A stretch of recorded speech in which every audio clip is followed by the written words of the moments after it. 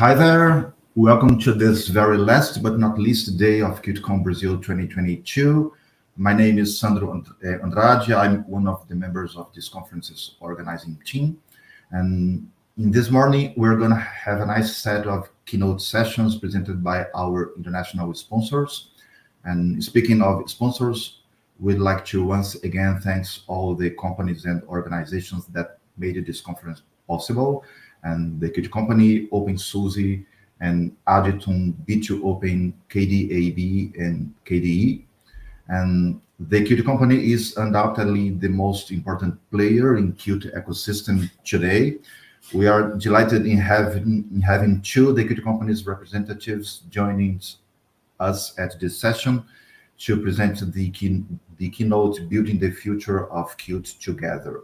So let's welcome Pedro Bessa and Volker Hilsheimer, and who are joining us today. So hi. And Pedro works at building the two-way bridge within the gap between organizations and communities. His specialties include digital media, community management, social media marketing, copyright and editing, and content creation and strategy.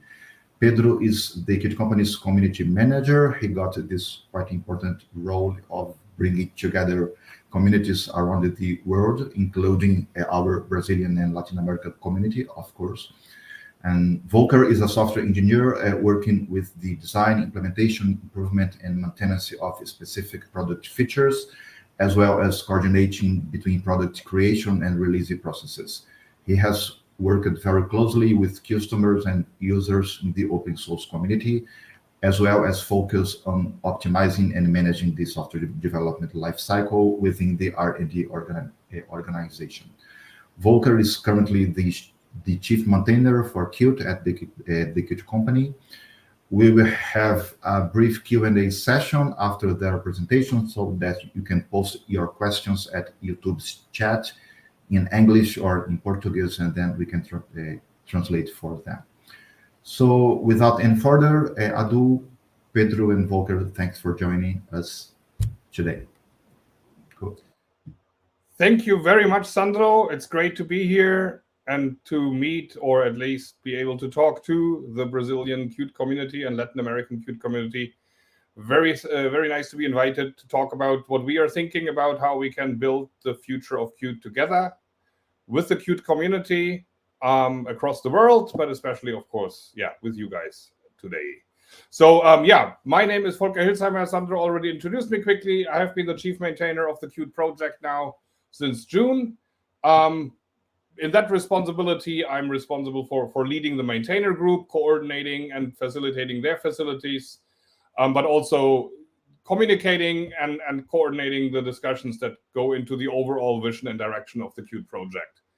It's the second time now that I'm speaking in that role. I have been to the Academy event in Barcelona, end of September or beginning of October, and now the second time. Great to be here again. And it's a different role than what I do in my day job in some ways. In the Qt company, I'm responsible for the graphics and UI R&D organization, and talking about a lot of things that relate to the software engineering process, of course. But today I want to share with you what I have learned from our maintainers in the Qt project about what the hot topics are for the future of Qt, what my personal thoughts are about where we want to go with Qt, where we need to go with Qt in order to be successful and bring the fun of software engineering to many, many people. It's been almost 2 years now since Qt 6.0 has been released, since we made that big step. 6.4 is the latest version of Qt that we have released at the end of September. And by all intents and purposes now, we are almost done with making Qt 6 as complete as we wanted it to be in terms of Qt 5 migration enablement. The last big module that has not been yet available in Qt 6 and that we want to bring back is Qt Location. We hope that Qt Location will be in the as a technology preview in the upcoming 6.5 release, which we had the first release milestone for on Friday with the platform and module freeze. So the next snapshots and binary packages should have it. And then we will continue with it in a technology preview status for a while, since there are still a couple of open questions and validations that we need to do here. But by and large, Qt 6.4 and 6.5 will bring everything that people used in Qt 5.15 to Qt 6. And on top of that, a lot of good stuff. A lot of fantastic new features have been added to Qt 6 over the last couple of years. And of course, a lot of technical improvements under the hood. I'm not going to dig too much into the details there. I'm really looking forward to talk about the future with you. Things are moving forward. Adaptation takes time, of course. There are still lots of people using Qt 5.15 or older versions of Qt 5 today. So one of the things we are trying to find out is what can we do to make it easier for people to move to Qt 6, and also to see, of course, the value of that move and to feel that this is a step forward for their projects, for their product. The open source community is moving in that direction. The KDE community is moving to Qt 6. We are going to have Qt 6 packaged as part of the Debian packages. Maybe in the Q&A session later on, I can learn a bit about where you are as a community or as individuals on that journey. So let's go into a list of hot topics that I think from here on will keep us quite busy and engaged in the development of Qt 6. And the first of all of those that I find personally very exciting is WebAssembly. WebAssembly is a technology that we have invested in quite early for a couple of years already. We had some support for it in Qt 5, and now with Qt 6.4 we have included WebAssembly as a fully supported platform that you can target with your Qt applications. And that is a little bit of a misnomer, perhaps. WebAssembly is not a platform like other platforms. It's not giving you access to a specific set of devices or specific set of users. What makes WebAssembly fantastic is really that it is giving you access to any platform on which you can run a web browser.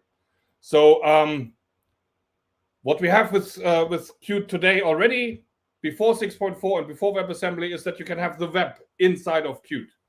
With Qt Web Engine, you can render rich web content inside of your Qt application and access it using your Qt APIs that you are used to. Now with Qt WebAssembly, we can also bring Qt to the web. So that is giving us a whole new set of possibilities. Near native performance is, of course, one of the aspects that make WebAssembly very interesting compared to alternative technologies. Running code that has been compiled to WebAssembly is extremely fast. WebAssembly has been designed with performance in mind, and that makes it for us, with our Qt stronghold today in high-performant applications, computing-intensive applications, that makes this very interesting for us. And then, of course, the next part of that is that there is not just performance built into the system, into the architecture, but also it comes with a good security model. It comes with a sandboxing. It comes with protection mechanisms to make sure that the application that is being deployed and running as a WebAssembly on a client, for instance, is not able to access confidential information or otherwise create havoc. So that is, of course, very valuable as well from simply an architectural perspective. That the fact that it's a standardized binary format is very, very interesting as well, because that makes the whole deployment story around Qt applications, around native applications, a completely different discussion. I don't know where this is going to go from an industry perspective, but we already see a lot of interest and a lot of excitement about WebAssembly in the computational, in the serverless computing space, for instance. Instead of uploading a Docker image, you can upload a WebAssembly. And for the operator of the serverless computing farm, the fact that there is a security model makes this a very safe thing to operate and to execute this computing load, but it also makes it a very efficient way to execute that computing load, because you don't have to spin not even a Docker image. So what happens there on the let's say infrastructure computing side, I think much of that is also very interesting and going to be very interesting for end user applications, deploying applications or deploying components of applications to devices, to endpoints. So the whole zero deploy story, the fact that you can download an application using the same workflows that you're used to from a web page or from a web application, but with much better performance and with much richer functionality, much richer user interface, for instance. I think that is going to be very exciting. So zero deploy is one of the reasons why people in our commercial community are thinking very much about and are talking to us a lot about WebAssembly, what that can bring to them. And yeah, is it the new Docker for apps? Does it make ultimately things like the app stores irrelevant? If you can deploy an application in a standardized binary format to an iPhone or an Android phone or a tablet or a desktop machine in the same way into a runtime that is maybe still in the browser, maybe no longer in the browser. Who knows where this is going? This is going to open up a whole lot of possibilities. And of course, the fact that then WebAssembly is removing certain language aspects of the whole problem space, that we can compile many different languages into the WebAssembly binary format and have perhaps on that level much better collaboration and integration opportunities of different parts of our applications. That makes us also very interesting. So maybe web is a very new platform for us in that respect. It's not a traditional platform as we talk about it in Qt, but the many abstractions that we have built into Qt over the years by supporting many different desktop environments, many different mobile environments, that has made it very easy for us to support WebAssembly. But of course, there is still a lot of research and a lot of work that we need to do to truly make Qt feel like a native technology, like a natural player in a web environment. Things like session handling and state handling, of course, you are used to certain aspects of that in a web application development. And of course, a web application being constrained by the security model of the WebAssembly itself will naturally always have to work a lot more with a server backend where state is maintained, where you are actually creating content. So we need to think about things like asynchronity much more in Qt because of WebAssembly. C++ traditionally is not a very asynchronous friendly language. Many things are happening there in the future. Many things have been traditionally easy to do, I think, with Qt. Signals and slots are ultimately a good way to express asynchronous behavior. But nevertheless, I think there are many things in Qt still that assume synchronous behavior, synchronous function calls. And I think there is a lot of research and a lot of things that I would like for the community to participate in supporting these different programming concepts and paradigms also in Qt. And then there are some very user interface related aspects to WebAssembly, like theming, styling, for instance. If your application lives within a web page where some of the user interface might come from that WebAssembly component and other aspects might come from more traditional HTML and CSS, how easy can we make it to create a unified, a standardized, a consistent look and feel by supporting, for instance, certain aspects of CSS and theming technologies that come from the web also in Qt. And I'm not talking about Qt style sheets here, lovely technology for people to theme and style their application, but this is really going a couple of steps into the further into the direction. So yeah, WebAssembly for us, very exciting. For the Qt company, very exciting, but also I think for us as a computing industry, as an application developing industry, very exciting technology, and I'm really looking forward to see where this is going from here. The next big topic for us in the Qt community and in the C++ community is, of course, where do programming languages go? Where are we going with C++? Where we are going beyond C++, perhaps? C++ is a fantastic language for creating a product like Qt. It's a great language for creating abstractions. It's a great language for building APIs. And with Qt, we have always tried to make C++ as easy and as accessible, as intuitive as possible. So that is still our story, and we are not always necessarily going into the same direction and having the same goals as, for instance, the C++ committee in that respect. But nevertheless, I think C++ for us as builders of Qt continues to be the language and for many of our users, it will continue to be the language to build applications with. And yeah, C++ 20, a huge release, lots of significant new features. People are saying once C++ 20 has landed and becomes the standard, it will feel like a completely different language in many aspects, with ranges, with concepts, with modules, with coroutines. I mentioned asynchronity. These things are really becoming important for us as well, and we have started to look into the implications of what C++ 20 brings to the table for Qt for quite a while now. We make the first changes.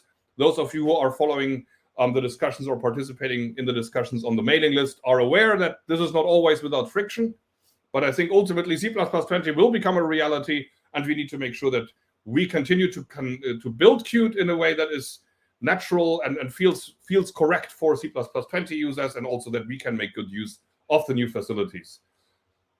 So C++ continues to be a big part of our technology strategy, and the other big part, of course, is QML.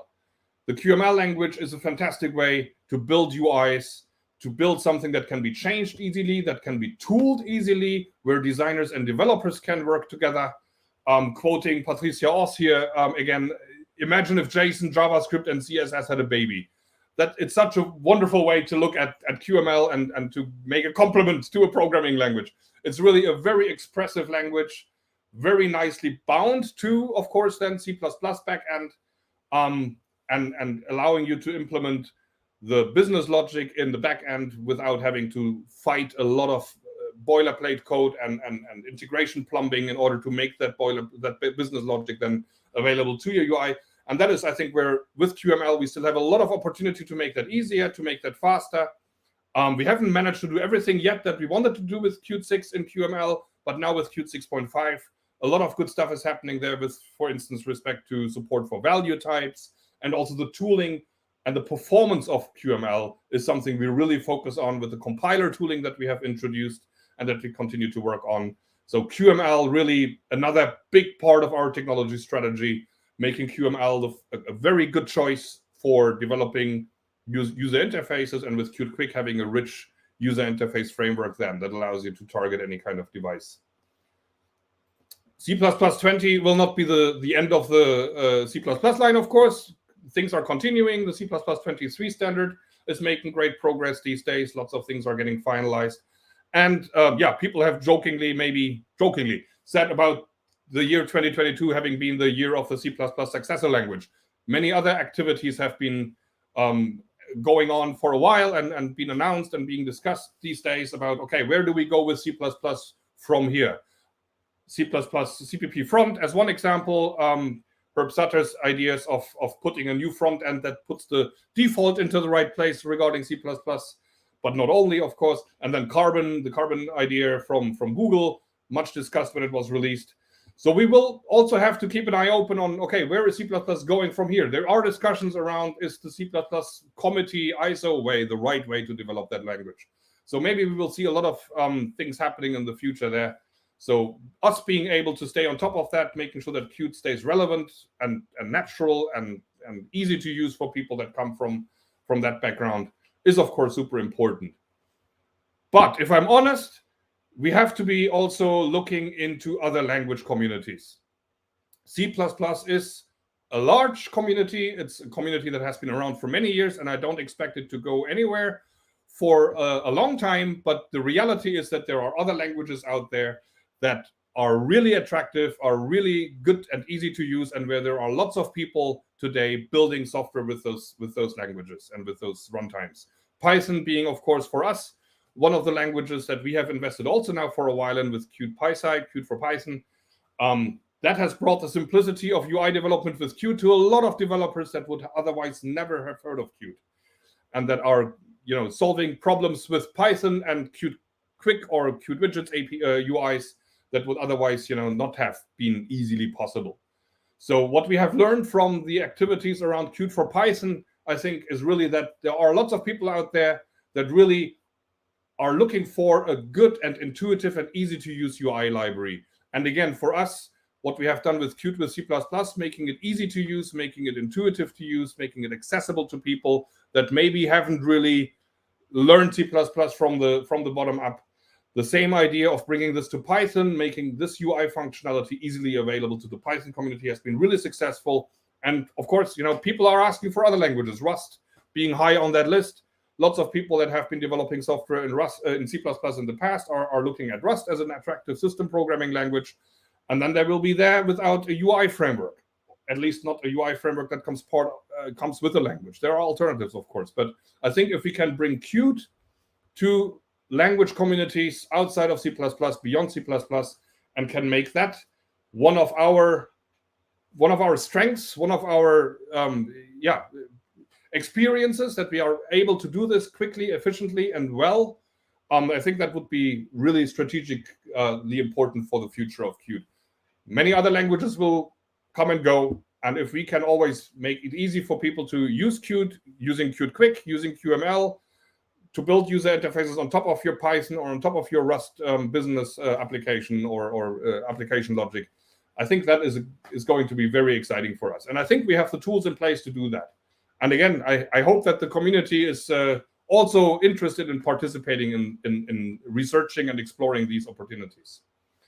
And then circling back a bit, WebAssembly, as I mentioned, it's in principle language agnostic. You can compile many different languages into a WebAssembly runtime.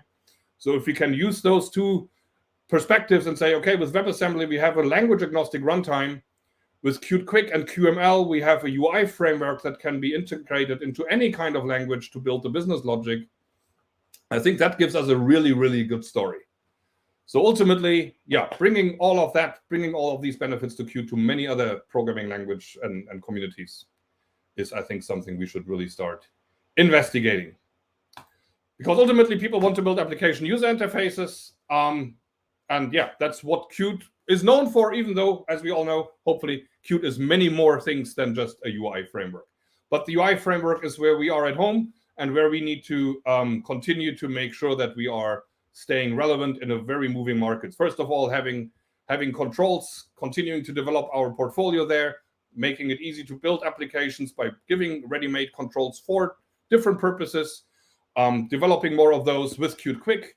It's not a big secret. Qt Widgets is still something that we are supporting and maintaining, and also making sure that it continues to be relevant on new operating system versions. But we really believe that the future of UI development is with Qt Quick, with QML, and with Qt Quick controls. So developing these controls further, adding more, making sure that they provide the functionality that people are expecting, that they integrate well into the native operating system. Accessibility is one of the aspects here. That is something that we really need to make sure that user interfaces developed with Qt are accessible for any kind of end user, no matter what their particular needs or their particular circumstances are. It's not only about people that have visual impairment or audio or acoustical impairment, but really also making it easy to operate user interfaces in situations where you are not able to focus on the screen or use your mouse or use your hands to operate the computer. I'm going to talk a bit more about that later when it comes to device development. But even for application user interfaces, it's extremely impossible that those that are built with Qt bring that accessibility to the end user. Personalization is a part of that, but it's also much more, respecting the end user's individual settings, something as simple as dark mode or light mode, but also things like font size, high contrast, palettes, screen sizes, of course, and different form factors is something we need to think about.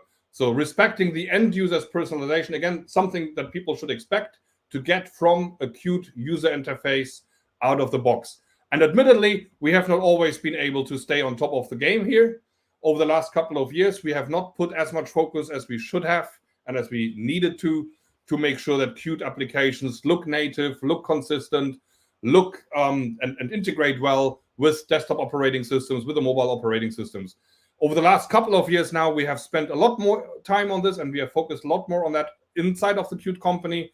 And I really hope that, especially in those communities that are, for instance, participating in KDE development, that you feel that this is also something that is important for you and that you can contribute to that development, making sure that Qt is integrating well with on the GNOME desktop, on the KDE desktop, on Windows 11, on new mobile operating system versions.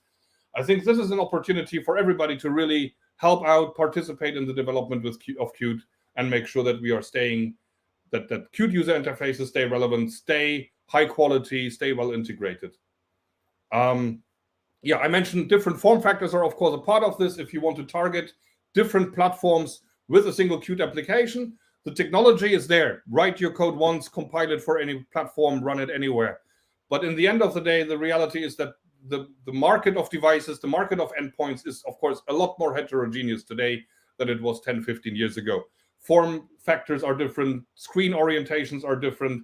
If we are running in a web browser using WebAssembly, you don't even know what kind of endpoint your application might be running on and how it's zoomed and how it's scaled and so forth. So making sure that application user interfaces are responsive to the actual environment in which they are running is very important. And it's, I think, something where also in Qt, we still have some work to do to show how it's done with the tools that we have, but also to make it easier to do so. And then scalable user interfaces. Again, on the web, with the web in mind, people are used to be able to press Command plus, Command minus, or Control plus, Control minus, to scale into the user interface, to scale up the text, to scale up the font, to scale up also other aspects of the user interface. I think it would be fantastic if every Qt application could provide that service, make it easy to scale. Again, it's an aspect of accessibility. It's an axis of accessibility and usability in many environments. If you're not able to sit in front of your computer, but maybe you play an instrument and you need to check the recording of your music, you might have a couple of meters distance from your screen. Being able to zoom into certain aspects of a screen studio or of an audio studio user interface could be extremely valuable there. So I think we have the tools in place to make that possible, and researching how we can make that a good experience, a good application development experience, and a good end user experience. That is something where we need a lot of input and a lot of ideas, and I think it's a great opportunity and a great and exciting field to participate in. Device HMIs, of course, are very similar to application development in many aspects, and it's one aspect where we as the Qt company over the last years have put a lot of focus on making it easy to build human-machine interfaces for devices. The embedded business for us is very interesting, and I think also for Qt, it's a fantastic environment in which we have a really strong position today, and where people can really see the value of building user interfaces with Qt and with Qt Quick. What makes device HMIs different from application development is that the environment and the situation in which those are used is often very different from using an application. If we sit down, like right now, perhaps in front of our laptop to actually use the laptop, to do something with the computer, that is a very different environment than if you are using a device to support an activity that is completely unrelated to doing IT stuff. That situation might be driving a car, for instance. It might be operating some machinery. It might be monitoring a factory. It's something related to the real world. So making it easy for devices to give the operators of the device situational awareness, visualizing and making available a high information that comes at very high density using multiple channels. Visualization is one aspect to this. That requires a completely different approach from designing an application UI. And the operator, of course, might come from a completely different domain, comes from a completely different background and education, might not be familiar with the things that we take for granted when we operate an application.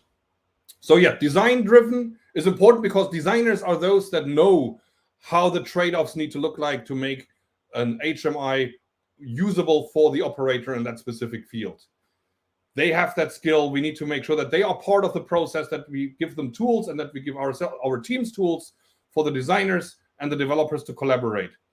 And then I mentioned the information in these environments is often comes with a very high density. So it's not just about pretty graphics and rich 3D information and so forth, but also about other channels, sound and speech, for instance. Not just an aspect of accessibility. Of course, somebody who is visually impaired will need the support of a text-to-speech engine, of screen readers and so forth, but also for operators in hazardous environments, for instance, using sound, using speech output or even speech recognition to be able to operate the machine, to operate the device is very interesting and very important for us. We have made some good progress there with bringing Qt Speech back. Recently, we got some contribution to add sound and speech recognition to Qt, not yet going to be part of Qt 6.5. But I think there are a couple of things that we can add to make building such user experiences easier with Qt. And of course, all the work that we have done with Qt Quick 3D, with bringing 3D capabilities into Qt, now also with the physics engine in Qt 6.4 as a first preview. This is all about making it easier to build these relatable human-machine interfaces where an operator that comes from a completely different domain background, that they can relate to that they can understand what they are looking at and how that relates to the real world that they are dealing with, that they are operating in. Factory floor, driving a car, operating dangerous machinery. So again, the designer experience is important, the tooling experience is important, and the designer and developer collaboration is important in that context.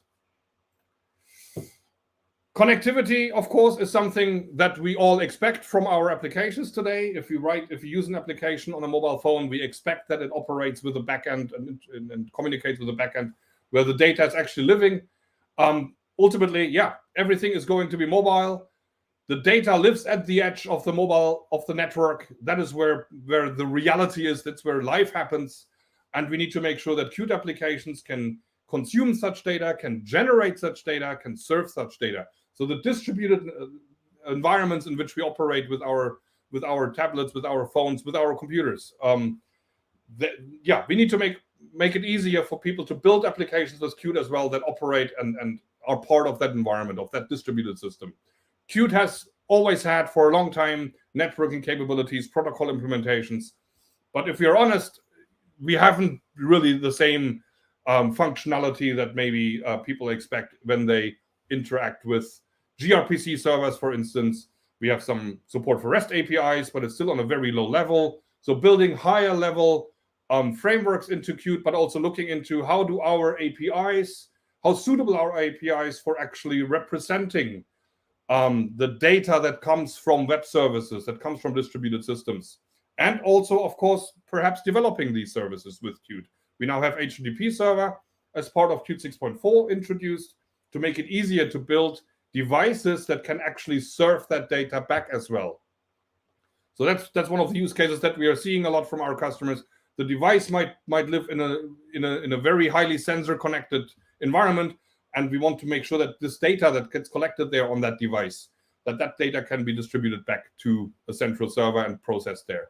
Other aspects are multi-user, multiple users operating on the same device, screens are getting bigger, ultimately facilitating collaboration, making it easier for people to interact and operate together on a system or work together on a system. And that brings me to the community part of Qt. And that is something that I believe is really important for the future of Qt. I'm very happy that we have Pedro in the team, that he is looking after the community, actively, because Qt is really a shared project. It's our shared project. Yes, the Qt company, of course, has a special role within the Qt community, but it's important that there are people building Qt that have a diverse background, that are not all having the same priorities, that are not all having the same perspective. So people coming from very different businesses, from very different domains, from very different economical environments, open source industries, contributing together to Qt, all of that makes Qt richer, makes Qt better. 25% of our contributions today come from outside of the Qt company. Almost all of the bug reports, of course, come from outside of the Qt company. And many of the maintainers that we have today in the Qt project come from outside of the Qt company. 1/3 of our maintainers are not Qt company employees. So I think it's great that we have this diverse set of people, set of contributors working together, collaborating. And I really hope that we can do whatever we can as a company, and I as a chief maintainer of the project, and Pedro together, to help increasing that mind share, bringing more people into the project, making it easier to contribute. I think, we need to grow in that respect. We need to grow that mind share. The community is one tool for us. Working with universities, for instance, Pedro will talk more about that, making Qt part of the curriculum, making Qt available to many more people. And last but not least, of course, it's an ecosystem. We are not just this is a business interest for us. The community bringing different modules, different solutions, different experiences into the Qt project. That is really building a rich ecosystem where it's not just all about the Qt company, but really about the Qt project as a global shared community effort. So when we say in the Qt company, the future is written with Qt, then also remember the future of Qt is written together by us. And I'm really looking forward to working with you there. And now I'm handing it over to Pedro, who can talk more about the aspects of community-driven development.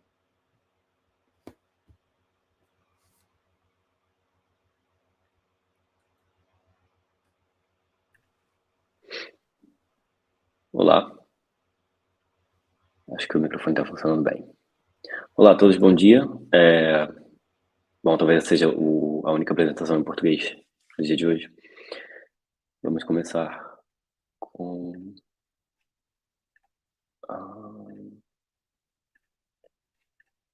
Só um instante.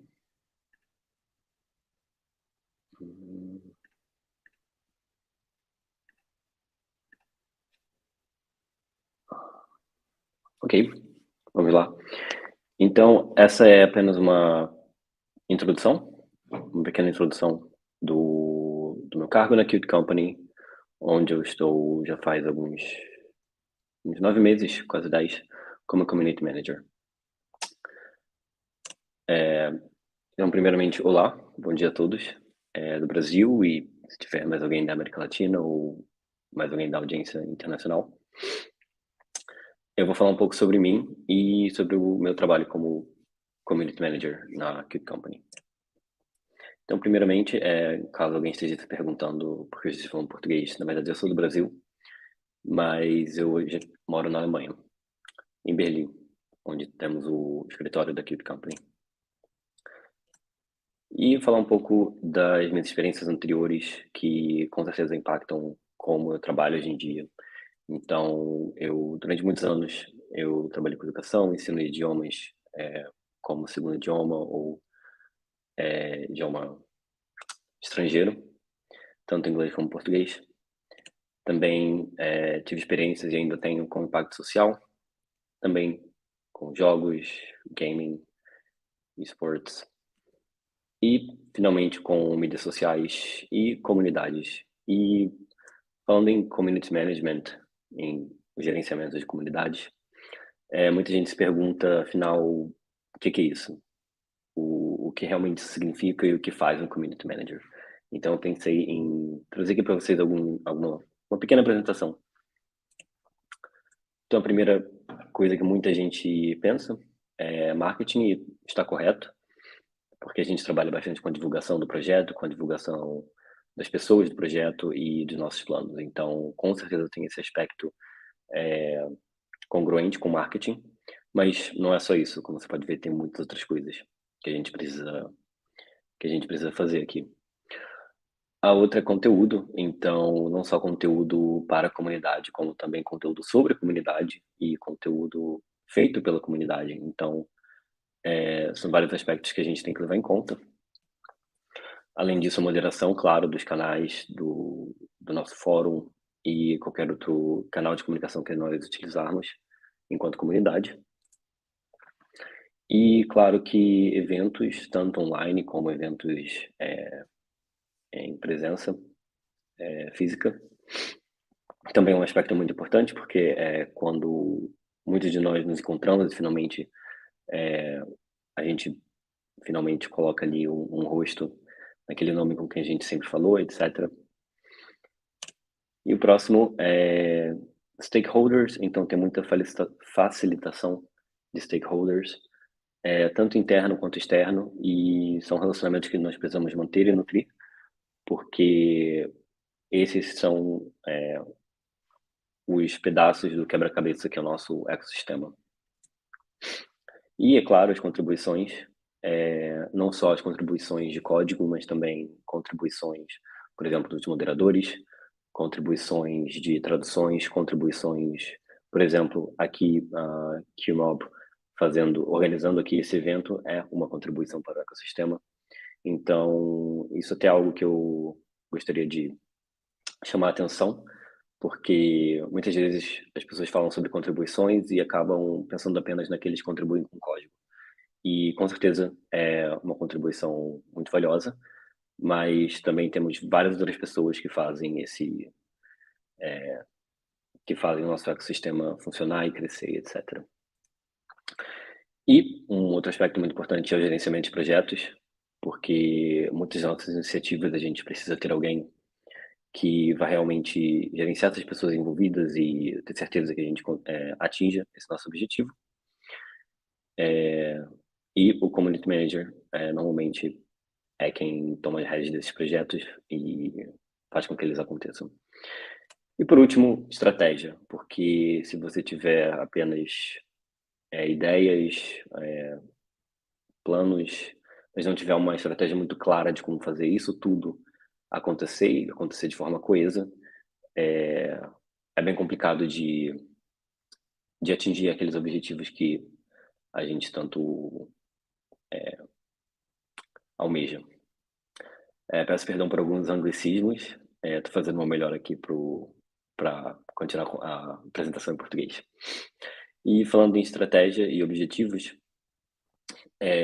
eu trago aqui esse pequeno funil que eu adaptei para o gerenciamento de comunidades, porque é algo bastante importante, porque se a gente fala em contribuições, em atrair pessoas para contribuir para o projeto, etc., a gente tem que pensar no todo até chegar nesse objetivo final.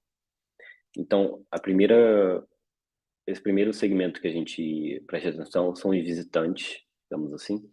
Então, são aquelas pessoas que ouvem falar sobre Qt, que entram no nosso fórum ou que entram no site e começam a pesquisar e começam a consumir esse conteúdo e pensar, talvez QT seja uma ferramenta importante para mim. E aí essa pessoa vai tomar a decisão de se tornar um usuário, vai fazer uso daquela licença comercial, da licença, seja comercial ou open source, que convenha. E com o tempo, essa pessoa, além de fazer uso da QT, ela vai se tornar uma participante, ou seja, ela vai participar nos fóruns, ela vai participar nas mailing lists, ela vai participar ela vai participar dos eventos, ela vai não só fazer perguntas, como responder perguntas.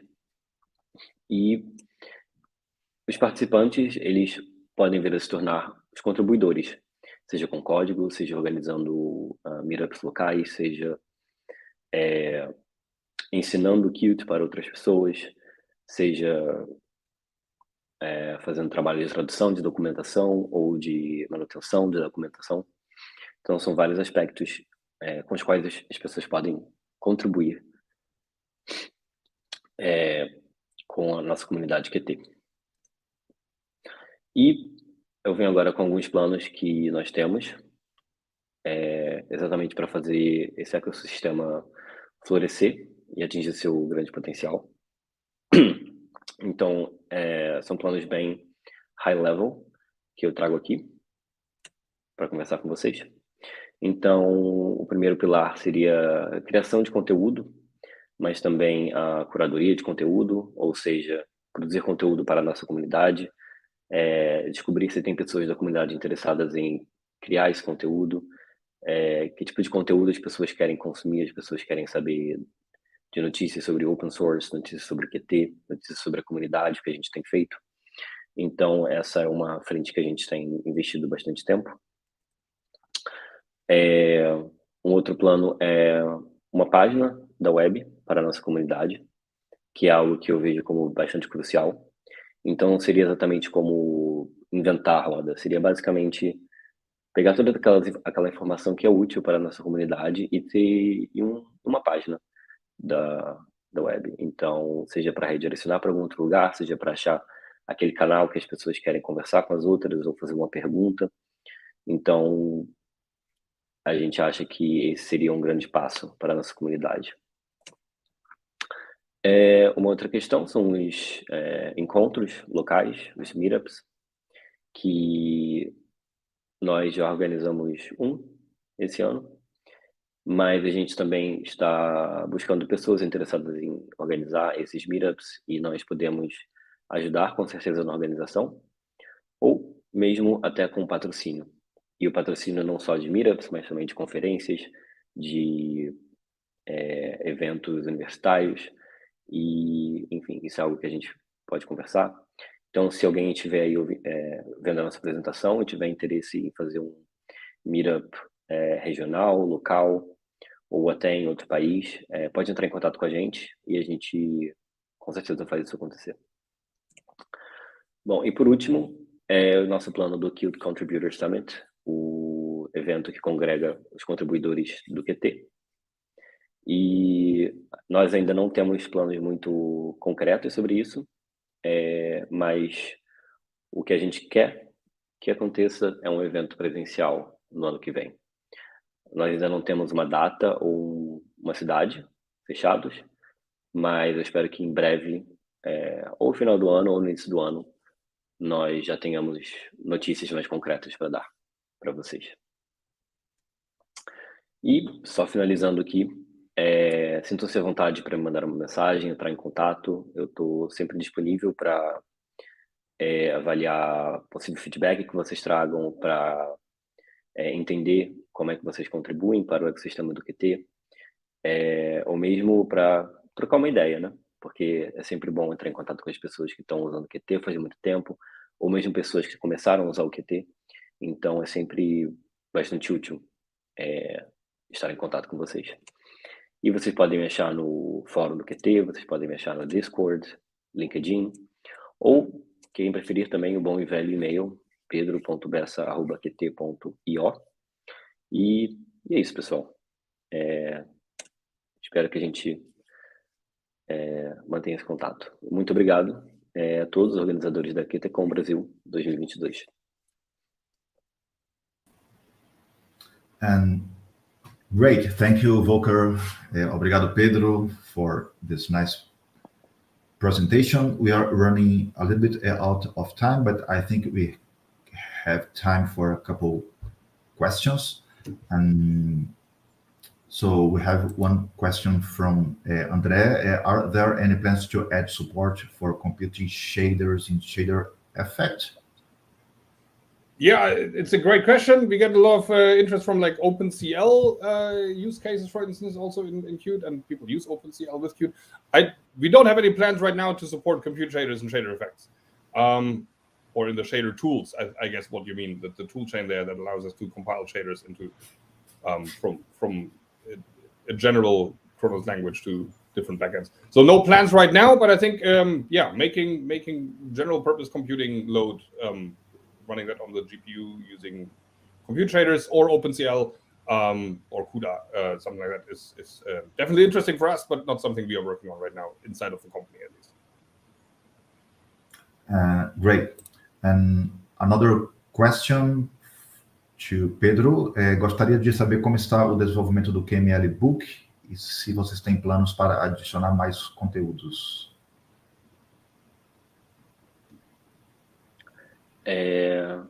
Bom, por enquanto está realmente estagnado esse projeto, mas ele realmente está no nosso backlog e provavelmente seria algo interessante de conversar com você, André, ou qualquer outra pessoa que esteja na audiência, porque acho que se a gente vai continuar e aplicar recursos para esse projeto, seria bom ter o feedback de vocês antes de recomeçar com ele. Right. And now our last question from Araceli.